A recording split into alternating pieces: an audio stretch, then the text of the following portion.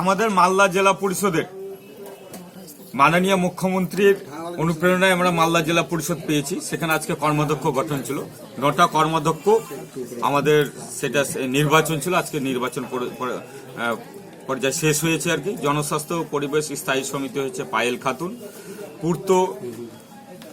পূর্ত কর্মাধ্যক্ষ হয়েছে আমাদের শামসুল হক, কৃষি সেচ ও সমবায় স্থায়ী সমিতি হয়েছে এটিএম রাফিকুল হোসেন, শিক্ষা সংস্কৃতি তথ্যতে হয়েছে আমাদের প্রতিভা সিং, শিশু ও নারীতে হয়েছে মর্জিনা খাতুন,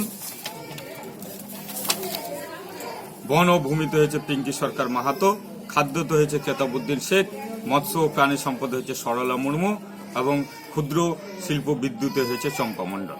এই 9 জন কর্মাধ্যক্ষ নির্বাচিত হয়েছে। এরপরে আমাদের ইনিংস শুরু হবে, কাজের ইনিংস। আমরা সবাই মিলে একসঙ্গে কাজ করব। কতগুলো নাম শীর্ষ নেতৃত্বকে পাঠিয়েছিলেন, কিভাবে এটা নাম শীর্ষ নেতৃত্ব এটা সিলেকশন করে 9 জনের নাম পাঠিয়েছেন।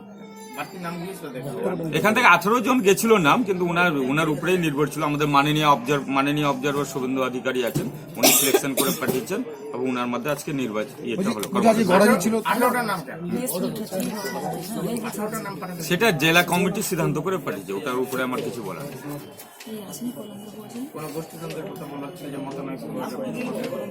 ওগুলো কোনো ব্যাপার নেই। দল চালাতে গেলে এত বড় একটা দল ঝুটঝামেলা লেগেই থাকবে, কিন্তু সবাই সহমত হয়ে এই কর্মাধ্যক্ষ নির্বাচন হয়েছে এবং সবাই মিলেই সবাই আলোচনার সাপেক্ষেই এটা সিদ্ধান্তটা গ্রহণ করা হয়েছে।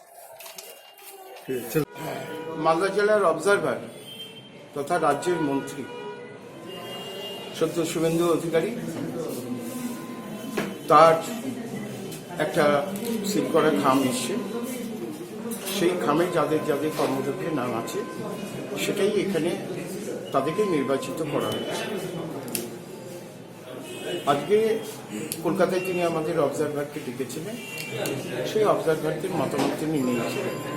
সেই মতামতের ভিত্তিতে তিনি নিজের সিদ্ধান্ত নিয়ে তাদেরকে নির্বাচিত করেছে। তার প্রক্রিয়া আজকে এখানে চলছে। কে কি হলো একটু যদি বক্তা বলে দেন। সেটা ধরুন, আমি 3টে ছিলাম, 3টের মধ্যে শিক্ষাতে প্রতিভা সিং ইংলিশ বাজার থেকে হয়েছে, আর খাদ্যতে ওই এটিএম কি রফিকুল্লাহ কি আছে, মনে হয় তার নামটাই আছে, আমার কাছে সঠিক নামটা নেই। একটু পরে আপনারা সবাই ওখানে নামটা পেয়ে যাবেন। এই আর আধ ঘন্টার মধ্যে সবাই নামটা সভাধিপতি চিন্তা করছে। জেলার শিক্ষা যাতে আরো উন্নত করা যায়, এবং এখন তো সবে এখন মানে নির্বাচিত হয়েছে, আগামী দিন বলবে কিভাবে কাজ করবে এবং সবার সহযোগিতা, সভাধিপতি, সহসভাধিপতি এবং যে সমস্ত মেম্বাররা আমার সাথে আছেন, আমার স্থায়ী কমিটিতে যারা আছেন, সবাইকে নিয়ে জেলার কাজ যেন ভালো মতো হয় সেটাই চেষ্টা করব।